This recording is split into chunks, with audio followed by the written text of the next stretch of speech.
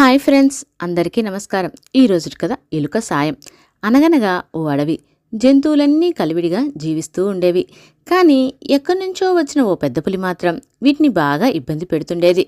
ఆకలేసినా వేయకున్నా వేటాడేది.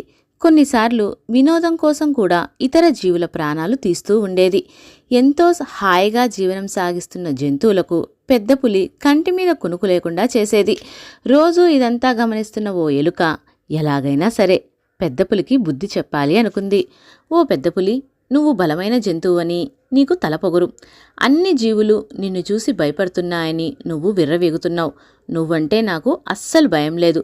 దమ్ముంటే నన్ను పట్టుకో చూద్దామని ఎలుక సవాలు విసిరింది. దీంతో పెద్ద పులికి విపరీతమైన కోపం వచ్చింది. నా పంజాకున్న గోరంత కూడా లేవు, నువ్వు నాకే సవాల్ విసురుతున్నావా? నీ సంగతి చెబుతా చూడు అంటూ పెద్ద పులి ఎలుక వెంటబడింది. ఎలుక వేగంగా పరిగెత్తింది. పొదల్లో దూరుతూ బయటకు వస్తూ గెంతుతూ దూకుతూ పులిని ముప్పు తిప్పలు పెట్టి 3 చెరువుల నీళ్లు తాగించింది. చివరికి కొండపైకి పెద్ద పులిని తీసుకెళ్ళింది. జంతువులన్నీ తననే చూస్తున్నాయి. ఎలుక తనకు దొరకడం లేదు, పరువు పోతుందన్న ఉక్రోషంతో పెద్ద పులి మరింత వేగంగా ఎలుకను వెంబడించింది. కొండ అంచు వరకు వెళ్ళిన ఎలుక అకస్మాత్తుగా వెనక్కు మళ్ళింది.